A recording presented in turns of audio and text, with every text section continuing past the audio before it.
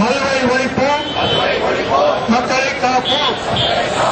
நாளைய இந்தியா இளைஞர்கள் கையில், இளைஞர்களோ போதையின் பிடியில். குடியை விடு, குடும்பத்தை நினை. நாளைய இந்தியா இளைஞர்கள் கையில், இளைஞர்களோ போதையின் பிடியில். குடியை விடு, குடும்பத்தை நினை. மதுவில்லா தமிழகம் மலர வழி செய்க முதல்வர் அவர்களே. மதுவில்லா தமிழகம் மலர வழி செய்க முதல்வர் அவர்களே. அரசுக்கு வருமானம் தான் பெருசா, மக்கள் உசுறு என லேசா. அரசுக்கு வருமானம் தான் பெருசா, மக்கள் உயிர் என்ன லேசா. 7 கோடி தமிழரும் குடிச்சாதா தமிழக அரசு திருப்தி அடையுமா? 7 கோடி தமிழரும் குடிச்சாதா தமிழக அரசு திருப்தி அடையுமா? டாஸ்மாக் கடைகளை மூடுங்கள், தமிழகத்தை தலைநிமிரச் செய்யுங்கள். டாஸ்மாக் கடைகளை மூடுங்கள், தமிழகத்தை தலைநிமிரச் செய்யுங்கள். லாட்டரியை ஒழிச்ச நீங்க டாஸ்மாக் கடைகளை மூடக்கூடாதா? லாட்டரியை ஒழிச்ச நீங்க டாஸ்மாக் கடைகளை மூடக்கூடாதா? நெடுஞ்சாலை கடைகளை எடுத்து குற்றம் பெறுகிறது, விபத்து கூடுது. மதுக்கடைகளை மூடி மக்களை காப்பாற்றுங்கள்.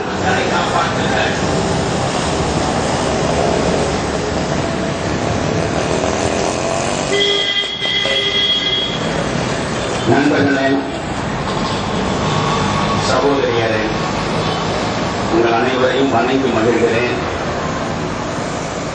இந்த நிகழ்ச்சியில் சமூகம் சார்ந்த போராட்டம் என்கிற காரணத்தினால் காந்தி மக்கள் இயக்கத்தில் இல்லாதவராக இருந்தாலும் மது ஒழிக்கப்பட வேண்டும் என்கிற காமராஜரை சீனராக இருப்பதனால் சேமா நாராயணன் போன்றவர்களும் வருகையிட்டிருப்பதற்கு உண்மையில் மகிழ்ச்சி அடைகிறேன்.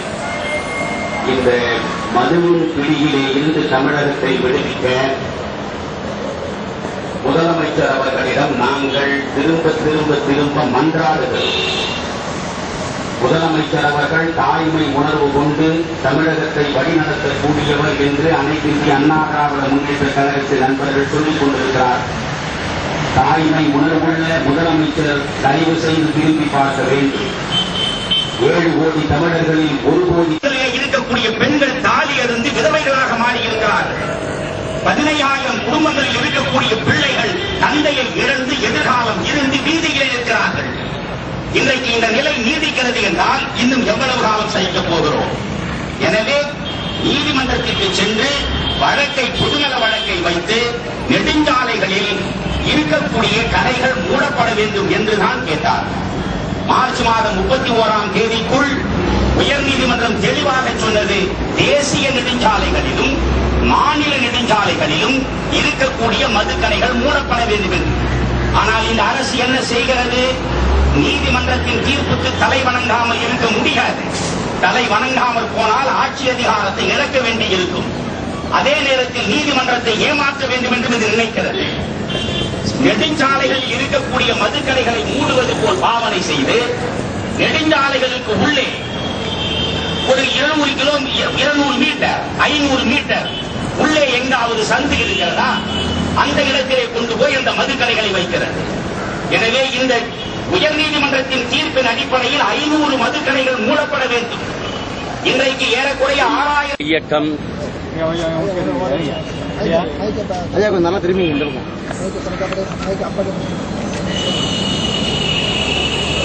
இன்று தமிழகம் முழுவதும் பற்றி படர்ந்திருக்கின்ற மிகப்பெரிய நோய் மது.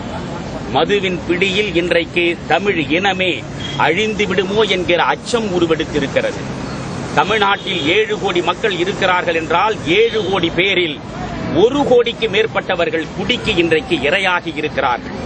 தமிழ்நாட்டில் நடக்கக்கூடிய சாலை விபத்துகள் என்றாலும், தமிழ்நாட்டில் நடக்கக்கூடிய கூலிப்படை கொலைகள் என்றாலும், தமிழ்நாட்டில் நடக்கக்கூடிய பாலியல் வன்முறைகள் என்றால் எந்த ஒன்றை நீங்கள் எடுத்து பார்த்தாலும் அதற்கு அடித்தளமாக இருப்பது மது தருகிற மயக்கம்தான். எனவே இந்த மதுவின் பிடியிலிருந்து தமிழகத்தை விடுவிக்க வேண்டிய பொறுப்பு இந்த ஆட்சிக்கு இருக்கிறது. 24,000 கோடி ரூபாய் இதுவரையில் சென்ற நிதியாண்டில் இந்த அரசு மதுவின் மூலமாக வரி வருவாயை பெற்றிருக்கிறது. வரி வருவாய் தான் 24,000 கோடி. இந்த அரசு பெறக்கூடிய மொத்த வரியில் 50 விழுக்காடு வரி வருவாய் வெறும் சாராய கடைகள் மூலமாகவே வருகிறது. இது என்ன சரித்திர சாதனையா? இந்த 24,000 கோடி இந்த அரசுக்கு எக்சைஸ் வரி மூலமும் விற்பனை வரி மூலமும் தான் வந்து சேருகிறது என்றால் மொத்த விற்பனையின் கணக்கு என்ன? இந்த அரசு காட்டட்டும். 24,000 கோடி இந்த அரசுக்கு வரி வருவாய் டாஸ்மாக் கடையிலே இருந்து வந்தால் தமிழகத்தில் ஒட்டுமொத்தமாக பல்வேறு வகைகளில் கணக்கு போட்டு பார்க்கிற பொழுது ஏறக்குறைய 50,000 கோடி இன்றைக்கு தமிழ்நாட்டு மக்கள் குடிபோதைக்காக இன்றைக்கு கொடுத்துக் கொண்டிருக்கிறார்கள். 50,000 கோடியை ஒவ்வொரு ஆண்டும் இழந்து கொண்டிருக்கக்கூடிய இந்த மக்கள் என்றைக்கு ஏழ்மையிலே இருந்து விடுபடுவார்கள்? நீங்கள் இலவசமாக அரிசி கொடுத்து என்ன பயன்? நீங்கள் இலவச திட்டங்களை உருவாக்கி என்ன பயன்? நீங்கள் கொடுக்கக்கூடிய திட்டங்களை அனுபவிப்பதற்கே தமிழ்நாட்டில் நாளைக்கு தமிழர்கள் இருப்பார்களா என்பது சந்தேகம். எனவே இந்த அரசுக்கு நான் தெளிவாக சொல்ல விரும்புவது, நாங்கள் ஓய்ந்திருக்க மாட்டோம். நாங்கள் நினைத்தோம், ஆட்சி மாற்றம் நடந்தது. இன்றைக்கு நீங்கள் ஆட்சியில் அமர்ந்திருக்கிறீர்கள். மக்களுடைய மனோபாவம் குறித்து எந்தவித கவலையும் இல்லாமல் மேட்டிமைத்தனத்தோடு உங்கள் ஆட்சி தொடருமானால் தெருவிலே நின்று குரல் கொடுப்பவர்கள் குரல் கொடுத்துக் கொண்டிருக்கட்டும். மதுக்கடைகளை மூடாமல் இருந்தால் என்ன செய்துவிடப் போகிறார்கள் என்ற நிலைப்பாட்டோடு இந்த அரசு தொடருமானால் நான் நிச்சயமாக சொல்கிறேன், அதற்குரிய மிகப்பெரிய விலையை தமிழக அரசு தர வேண்டி இருக்கும் வருகிற நாடாளுமன்ற தேர்தலில். எனவே இன்றைக்கு 2 கோடி பெண் மக்கள் வாக்காளர்களாக இருக்கிறார்கள். 2 கோடி பெண் மக்களும் ஒவ்வொரு வகையில் பாதிக்கப்பட்டிருக்கிறார்கள். 13 வயது பையனிலே இருந்து இன்றைக்கு குடிக்க தொடங்கி இருக்கிறார். நாங்கள் பள்ளிக்கூடங்களில், கல்லூரிகளில், ஆண்கள் படிக்கும் கல்லூரிகளில், பெண்கள் படிக்கும் கல்லூரிகளில் நானே தனியாக சென்று ஒரு கல்லூரியிலும் இந்த மதுவின் தீமைகளை பற்றி பேசி 3000 பேர் 4000 பேர் என்று கையெழுத்து வாங்கி அவர்கள் தொலைபேசி எண்களோடு படிவங்களிலே நாங்கள் பதிவு செய்து இதுவரை 15 லட்சம் பேரிடம் கையெழுத்து வாங்கி இருக்கிறோம். எதற்காக? எங்களுக்கு என்ன வேலை இல்லையா? இந்த 15 லட்சம் கையெழுத்தையும் கலால்துறை அமைச்சர் நத்தம் விஸ்வநாதனிடம் கொடுக்க இருக்கிறோம். எனவே தயவு செய்து இந்த தமிழக அரசு தன்னை திருத்திக் கொள்ள வேண்டும். இந்த அரசுக்கு வருவாய் வருவதற்கு 1000 வழிகள் இருக்கின்றன. எனவே வேறு வழிகளில் இந்த அரசு வருவாயை ஈட்டுவதற்கு மாற்று திட்டத்தை தமிழகத்திலே கொடுத்த ஒரே இயக்கம் காந்திய மக்கள் இயக்கம் மட்டும்தான். என்னென்ன வகையில் வரி சீர்திருத்தத்தை செய்வது, எந்த வகையில் நீங்கள் உங்களுடைய அரசு வருவாயை பெருக்குவது, மணலின் மூலமாக நீங்கள் எவ்வளவு பெற முடியும், நீங்கள் முத்திரைத்தாள் வரியை சீர்திருத்துவதன் மூலம் எவ்வளவு பெற முடியும், நீங்கள் விற்பனை வரியில் கவனம் செலுத்துவதன் மூலம் எவ்வளவு பெற முடியும், தெளிவாக சொல்லி இருக்கிறோம். நான் நிறைவாக சொல்ல விரும்புவது, இன்றைக்கு குஜராத்தில் மதுவிலக்கு இருக்கிறது. மதுவிலக்கு இருக்கக்கூடிய குஜராத்தில் மருத்துவ ரீதியாக தயாரிக்கப்படுகிற ஆல்கஹால் மூலம் வருகிற வருமானம் வெறும் 51 கோடி ரூபாய் தான். 51 கோடி ரூபாய் மதுவின் மூலம் வரக்கூடிய வருவாயை வைத்துக் கொண்டு உபரி பட்ஜெட் போடுகிறது குஜராத் அரசு. 24,000 கோடி ரூபாய் இந்த சாராயத்தின் மூலமாக பெறுகிற இந்த அரசு 1 லட்சம் கோடி ரூபாய்க்கு மேல் சர்ப்ளஸ் அல்ல, டெபிசிட் பட்ஜெட், பற்றாக்குறை பட்ஜெட் போடுகிறது. அப்படி என்றால் உங்கள் நிர்வாகத்திலே கோளாறு இருக்கிறது, உங்கள் ஆட்சி முறையிலே கோளாறு இருக்கிறது. இந்த கோளாறு மக்களுக்கு தெரியாமல் இருப்பதற்காக 7 கோடி தமிழரையும் குடிகாரர்களாக மாற்றிவிட வேண்டும் என்று முதலமைச்சர் ஜெயலலிதா நினைப்பது போல்தான் அவருடைய செயற்பாடு இருக்கிறது. தெளிவாக சொல்கிறேன், இந்த பூரண மதுவிலக்கை ஜெயலலிதா கொண்டு வர தவறினால் தமிழ்நாட்டில் மிகப்பெரிய மாற்றங்கள் அரசியல் ரீதியாக, சமூக ரீதியாக வரும். அதற்கான சூசகமான சமிக்ஞைகள் இப்பொழுதுதான் பெண் மக்களிடமிருந்து புறப்பட்டிருக்கிறது. இதுவரையில் வீட்டுக்குள்ளே இருந்த பெண்கள் இப்பொழுது கடைகளுக்கு முன்னாலே போராட வந்திருக்கிறார்கள்.